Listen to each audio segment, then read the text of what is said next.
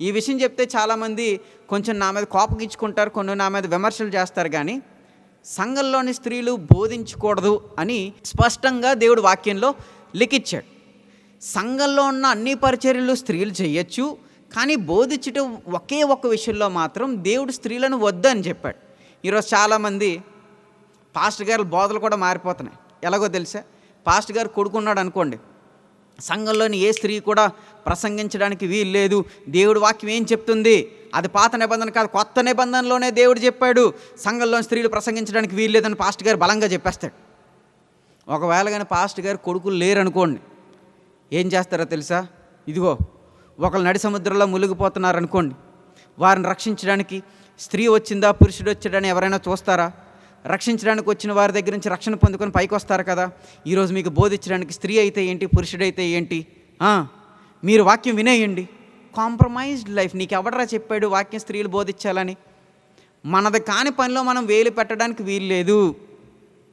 స్త్రీలు ప్రవచనాత్మ కలిగి ఉంటారు, స్త్రీలు ప్రసంగించే వరం కలిగి ఉంటారు, లేకపోతే స్త్రీలు వివిధ రకాలైన తలాంతలు కలిగి ఉంటారు.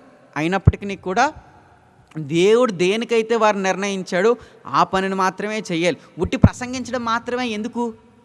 సండే స్కూల్ పరిచర్య ఉంది కదా, ప్రార్థించే పరిచర్య ఉంది కదా, సువార్త పరిచర్య ఉంది కదా, లేకపోతే సంఘాన్ని నిర్మించే పరిచర్య ఉంది కదా, నిలబడి ప్రసంగించేయడమైనా ఎందుకు అంటే, నిలబడి ప్రసంగం చేస్తే మనల్ని 10 మంది చూస్తారు కదండి, మనకు గుర్తింపు వస్తుంది కదండి, మనకు పెద్ద టాలెంట్లు ఉన్నాయనుకుంటారు కదండి. అది కొంతమంది దొంగలు చేసే పని. నేను చాలా మంది అందరి స్త్రీలు నేను చాలా గౌరవిస్తాను, కానీ ప్రసంగం చేసే స్త్రీల మీద మాత్రం నేను జాలి పడతాను. ఎందుకంటే మీది కాని దాంట్లో మీరు ఎందుకురా బాబు తలపెడుతున్నారు? అది మీది కాదు, మీకు సంబంధం లేదు. అది క్రీస్తు పరిచర్య మేము చేయడం ఇష్టం లేదా?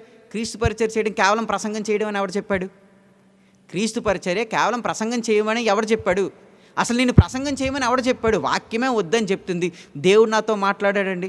ఈ వాక్యంలో చెప్పేది ఒకటి, దేవునితో మాట్లాడేది ఒకటి అయిపోద్దా? ఈ వాక్యంలో ఉన్నదే అన్న దేవుడు మాట్లాడతాడు. దేవుడు నిన్న నేడు నిరంతరం ఏకరీతిగా ఉండేవాడు, ఆయన మాట మారిపోనిది. వద్దని చెప్పాడు, వద్దంతే. అప్పుడు వద్దని చెప్పారండి, ఇప్పుడు కాదు కదా అంటే అప్పటికిప్పుడు బైబిల్ మారిపోద్దా? సిగ్గుసరి ఉండి మాట్లాడుతున్నారు మీరు ఏమనని. కాబట్టి దేవుడు దేన్నైతే మన కోసం నిర్ణయించలేదో దానిని మనకి తలాంతులున్నా కానీ దాని జోలికి మనం వెళ్ళకూడదు. దేవునికి స్తోత్రం కలుగును గాక, దేవునికి స్తోత్రం కలుగును గాక. నీ ఏర్పాటు నీది, నీ కోసం ప్రత్యేకమైన ప్రణాళిక కలిగి ఉన్నాడు. నీ ఏర్పాటు నీది, నీ పిలుపు నీది, నీ కోసం ఒక ప్రత్యేకమైన విధానాన్ని ఆయన కలిగి ఉన్నాడు. సో దాని పట్ల మనం శ్రద్ధ కలిగి, దాని పట్ల మనం ఆసక్తి కలిగి ముందుకు వెళ్ళాలి తప్ప మన కోసం నిర్ణయించబడని దానికోసం మనం వెంపర్లాడితే సౌల్లాగా అయిపోతాం.